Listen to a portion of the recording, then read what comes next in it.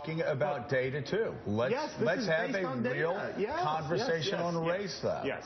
If you're a black cop and you see me walking down the street and you see an 18-year-old black guy walking down the street in the South Bronx and you're told to stop and frisk and your job is to stop crime based on data.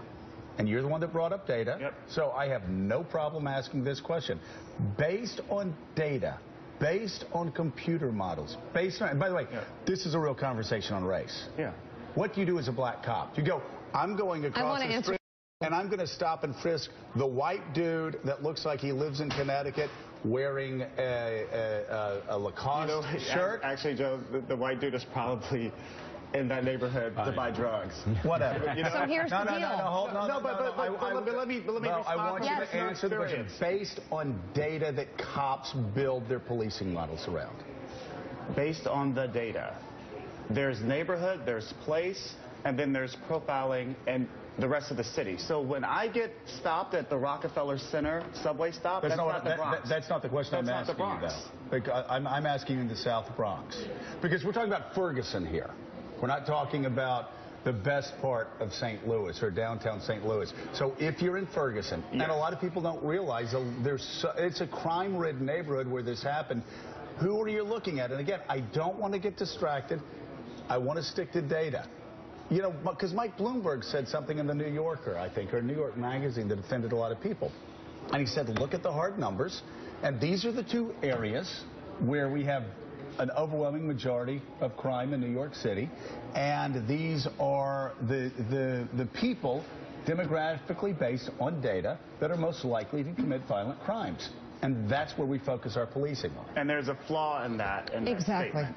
What is the flaw? Because if the stop and frisk were only located in the South Bronx or in those neighborhoods, I would believe that. But they're not. Okay, you keep talking about stop and frisk. I'm talking about policing in general. Oh. If you're talking about policing, they should both be stopped and frisked, and it should not be based on the data. It should be based on moving our society forward and treating whites and black equally. A cop is not out on the street going, you know what I'm going to do today? I'm going to move our society forward. No, a cop. No. A cop on the street, Mika, has one job, and the job is to protect the people in that neighborhood. And it is not to make a statement that makes prime people on MSNBC feel better about America. I'm not worried about protecting black people in the neighborhood, Hispanics in the neighborhood, white people in the neighborhood. A cop on the street does not sit back, and they cannot sit up in their tower and be philosopher kings. They're trying to stop the next crime. They're trying to stop the next rape. They're trying to stop the next robbery. And this conversation started being talked about data. Let's have a real conversation. And stop suggesting that white cops want to shake down black guys because they're black. A lot of it is based on data. If you're talking about data on why are they policing, let's have a real conversation about race. Let's have a real conversation about policing. But if you're talking about data, that's what cops will tell you. We're just looking at data. This has nothing to do with black or white. If white guys were responsible for 98% of the crime in this neighborhood or 47% of the crime in the neighborhood, we would adjust our policing based on those models. But I'll shut up now and I'll let everybody else talk.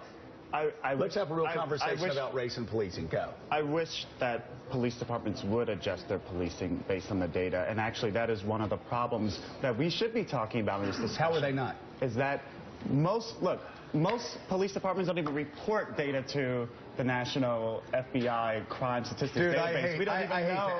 We don't even know how many. Is it not the case that the overwhelming amount, it was Michael Bloomberg wrong when he said based on all the data, the majority of crimes are committed by young black males ages, I don't know what he said, 18 to 27 in two neighborhoods in, he said the South Bronx and a part of Brooklyn.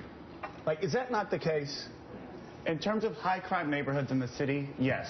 But that doesn't I'm just talking about crime in general, Dorian. Quit changing the subject. I just said high crime. You said high crime. Just crime in general in New York.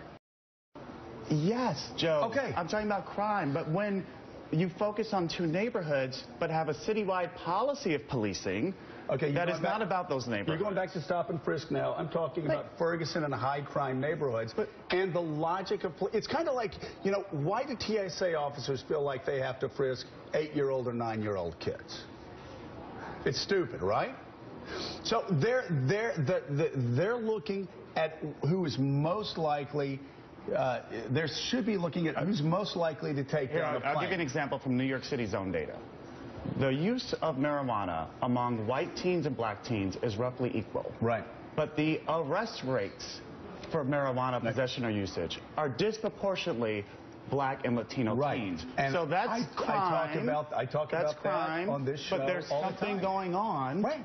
And let's talk about that. What's going on? Listen, the crime rate of that crime is the same. I know, Dorian. I talk about that on this show all the time, and I talk about how they're... So I don't want anybody to misunderstand me. Apparently everybody is.